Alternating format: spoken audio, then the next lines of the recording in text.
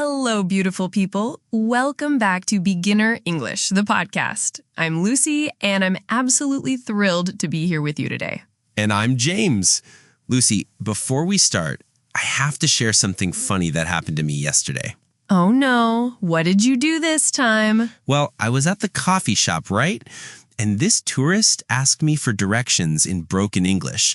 I understood him perfectly, but when I tried to help him in his language, let's just say I accidentally told him the bakery was inside the library.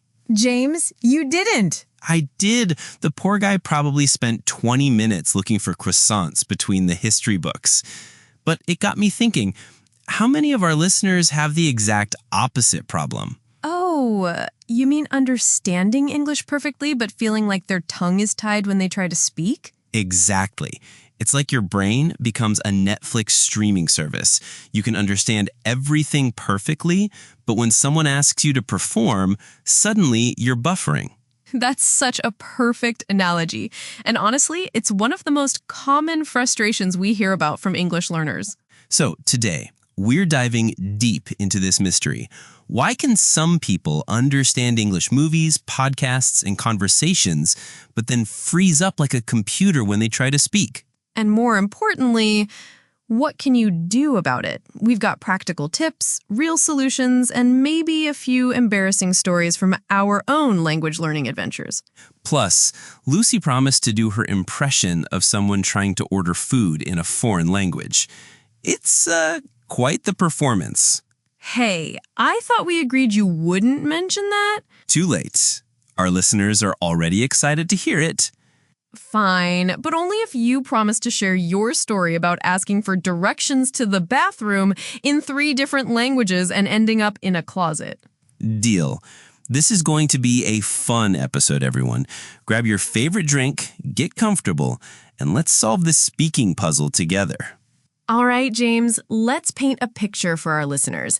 Can you think of a time when you perfectly understood a conversation but couldn't join in? Oh, I have so many examples, but here's a classic one. I was watching a movie with friends, following every single word, laughing at all the jokes, completely engaged. Sounds normal so far. Right? But then my friend turned to me and asked, "What did you think about that character's motivation?" And suddenly, my brain just emptied, like someone had pressed the delete button on all my thoughts.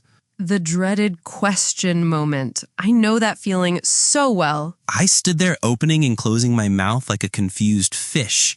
I knew exactly what I wanted to say, but the words just wouldn't come out in the right order. It's like having a traffic jam in your brain, isn't it? All the words are there. They know where they want to go, but they're all stuck behind each other. That's exactly it. And the more frustrated I got, the worse it became. Finally, I just said, "Good movie," and nodded wisely like some sort of mysterious film critic. Good movie. That's your profound analysis. Hey, it worked. But seriously, this happens to so many people. They can understand complex TV shows, follow detailed conversations, even get jokes and cultural references. But ask them to express their own opinion, and suddenly it's like their vocabulary has got on vacation without telling them. Exactly. What about you, Lucy? Any similar experiences? Oh my goodness, yes. I remember being in a bookstore, completely understanding when the clerk explained their return policy, their recommendation system, even their upcoming events. So far, so good. But then she asked me what kind of books I liked, and I panicked. I knew exactly what I enjoyed reading, but somehow I couldn't form a coherent sentence about it. What did you end up saying? I pointed at a random book and said, "Books like this one." It was a cookbook. I don't even cook. A cookbook? Lucy, you once burned water. I know. The poor woman probably thought I was planning to become a chef, so she started recommending all these advanced cooking guides, and I just kept nodding and smiling. Did you buy the cookbook? Of course I did. I was too embarrassed to explain the misunderstanding. It's still sitting on my shelf, mocking me every day. These stories are hilarious, but they highlight something really important. Understanding and speaking use different skills. Absolutely. When you're listening, you have context clues, body language, tone of voice, and time to process what you're hearing. But when you speak, you have to generate language in real time, choose the right words, organize your thoughts, and do it all while someone is waiting for your response. It's like the difference between reading music and playing an instrument. Just because you can read the notes doesn't mean you can immediately play a symphony. That's a brilliant comparison. And here's another classic situation: phone calls. Oh no, phone calls are terrifying. No visual cues, no gestures, just pure language floating through space. Exactly. I can understand phone conversations perfectly when I'm listening, but the moment I have to speak, I turn into a stuttering mess. Hello, yes, I am calling because, the situation with the... Hold on, let me start over. You've clearly experienced this. And don't even get me started on voicemail messages. Voicemails are the worst. You know you have just one chance to get it right, so you panic and end up leaving a message that sounds like you're speaking underwater while running a marathon. Hi, this is... Wait, no, I meant to say... Actually, never mind. I'll call back. But before I hang up, okay, bye. And then you hang up and immediately think of exactly what you should have said. Perfectly organized and eloquent. Every single time. It's like your brain waits until the pressure is off to suddenly become a brilliant communicator. Another situation where this happens a lot is in group conversations. Oh, yes. You're following along perfectly, understanding every word, every joke, every reference. You even have great ideas to contribute. You're sitting there thinking, oh, I have the perfect story about this, or I completely agree, and here's why. But by the time you work up the courage to speak, the conversation has moved on to a completely different topic. So you sit there with your brilliant comment trapped in your head, waiting for another opportunity that never quite comes. And at the end of the gathering, people might think you're quiet or shy, when really you are actively participating the whole time, just silently. This is so frustrating because it can make people feel invisible or like their thoughts don't matter. But the truth is, everyone in that conversation would probably love to hear what you have to say. They just don't realize you're struggling to find the right moment or the right words. And here's what makes it even more challenging. The better you get at understanding, the higher your expectations become for your speaking. That's such a good point. When you can understand complex ideas, you want to express complex ideas too.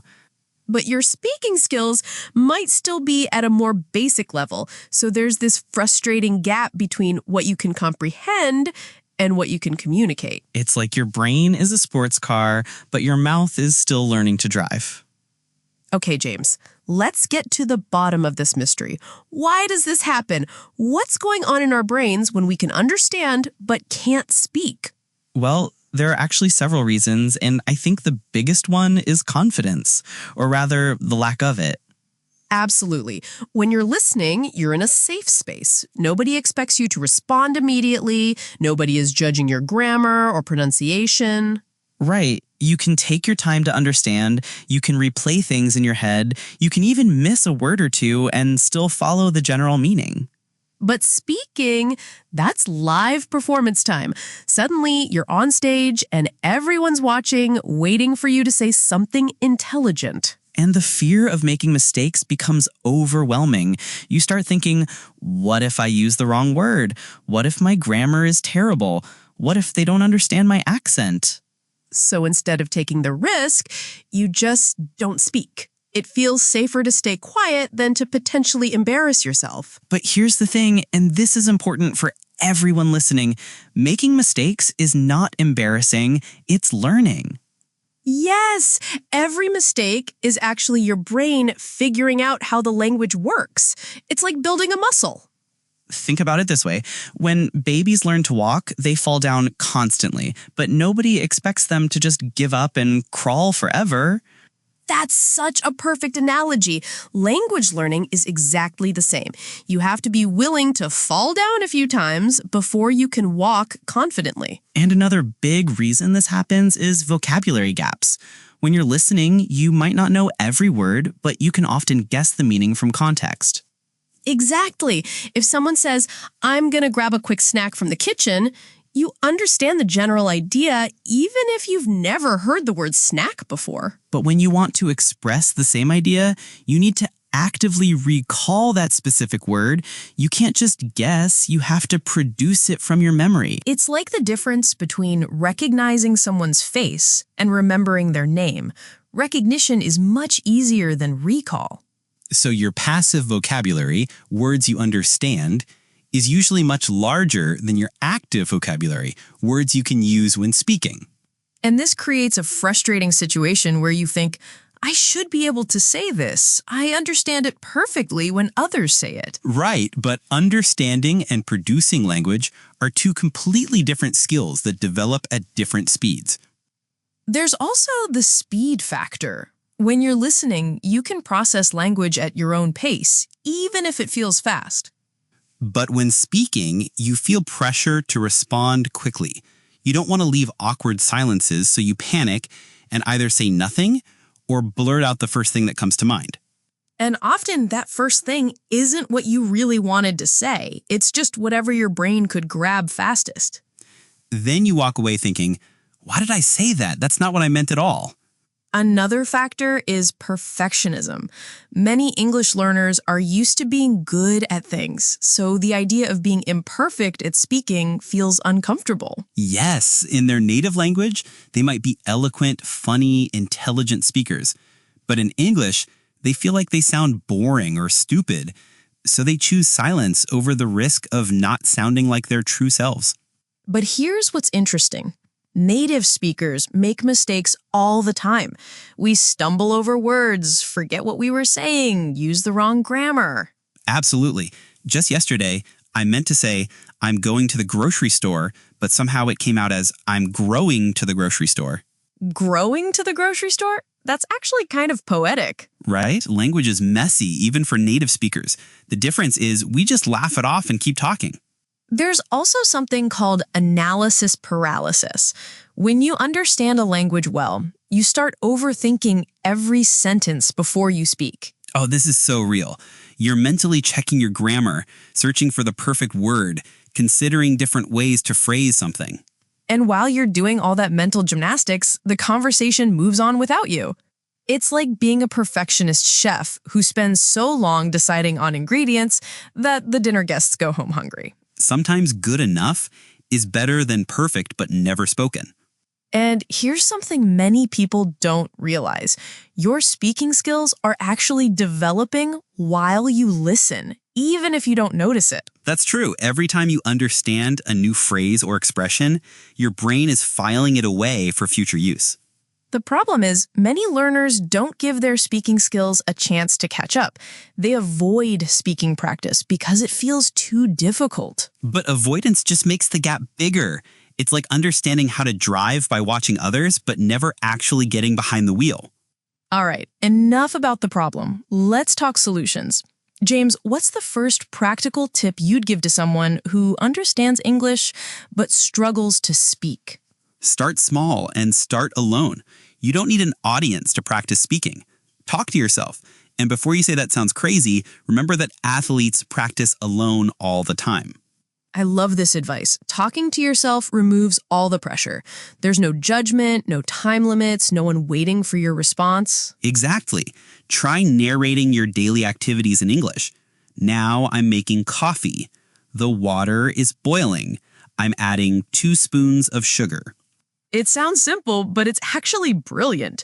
You're practicing forming sentences about things you know well in a stress-free environment. And here's a fun exercise. Have conversations with your pets. They're excellent listeners. They never judge your grammar, and they're always happy to hear your voice. My cat is officially my English conversation partner now. Hello, Mr. Whiskers. How was your day? Did you catch any interesting dust particles? See, you're already doing it naturally. Your cat probably has better English comprehension than he's letting on. Here's another great tip. Practice responding to shows or podcasts. When someone on TV asks a question, pause and answer out loud. That's fantastic practice. You get to respond to real, natural English, but without the pressure of keeping up with live conversation. And gradually, you can make it more challenging. Instead of just answering yes or no, try to explain your reasoning or add your own opinion. Speaking of opinions, that's a great area to practice.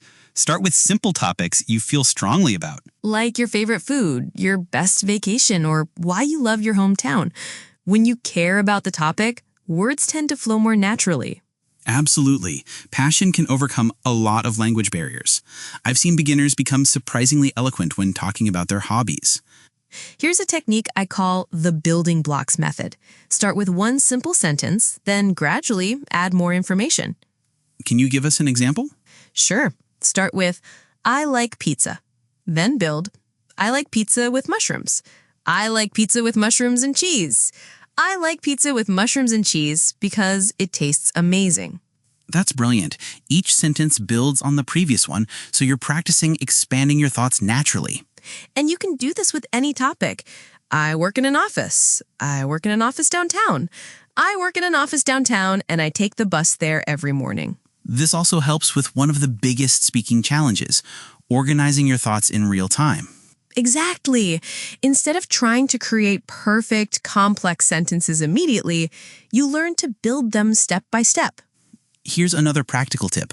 Keep a speaking vocabulary list. These are words and phrases you actually want to use, not just understand. Oh, this is so important. Your passive vocabulary might include words like magnificent or extraordinary, but for speaking, you might prefer words like amazing or really good. Right. Focus on learning phrases that feel natural in your mouth and match your personality. And practice these phrases in different contexts. Don't just memorize them. Play with them, change them, make them your own. Speaking of practice, here's a fun exercise. Record yourself having a phone conversation with an imaginary person. Ooh, like role-playing? You can be both sides of the conversation? Exactly. Hello, is this the restaurant? Yes, I'd like to make a reservation. For what time? How about 7 o'clock? This is great because phone conversations are challenging, but when you're talking to yourself, you can take your time and practice until it feels natural.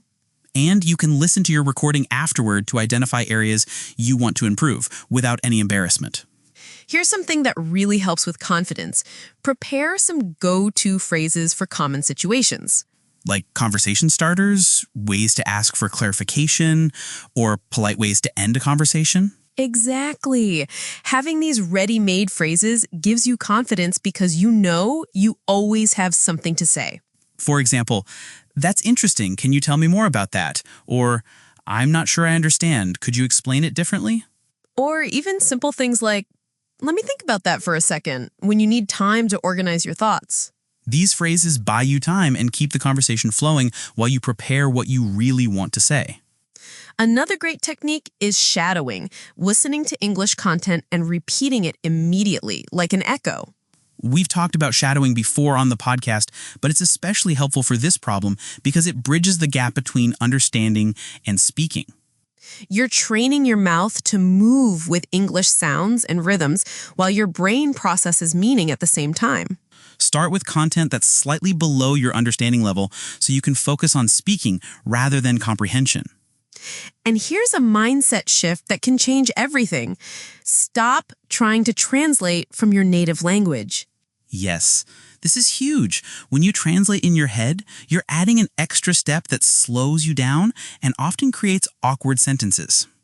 Instead, try to think directly in English, even if your thoughts are simple at first. It's like learning to dream in English. It takes time, but it makes speaking much more natural and fluent. And remember, it's okay to make mistakes. In fact, it's necessary. Every mistake teaches your brain something new about how English works. Native speakers will be impressed that you're trying, not judgmental about your errors. Most people are much more supportive than you think. James, I think it's time for that role play we promised. Let's show our listeners what the difference looks like before and after practicing speaking skills. Great idea. Let's set the scene. I'll play someone who understands English well, but struggles to speak, and you'll be a friendly person trying to have a conversation. Perfect. And then we'll replay the same scenario after some speaking practice. Ready, everyone? Here we go. Hi, I love your backpack. Is it new? Yes. I mean, no. Well, kinda. It's, long pause. Bag. Oh, did you get it recently? Recently? Yes, recently. Very recently. Last time when I trails off. Where did you buy it? Buy. Oh, store. The big store. With many gestures vaguely. Things. You mean like a department store?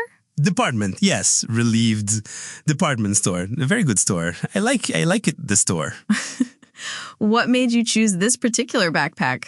Choose panic invoice. It was, the color is, long pause. Good backpack. Well, it looks really practical. Practical nods enthusiastically. Yes, very practical. Thank you. You are a nice person. Okay, let's pause there.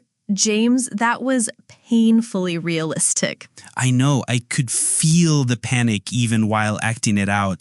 The poor guy clearly understands everything you're saying, but he can't form complete thoughts. Exactly. He's translating word by word, overthinking every response, and getting more nervous with each question. And you can see how his responses get shorter and simpler as the conversation goes on because he's losing confidence.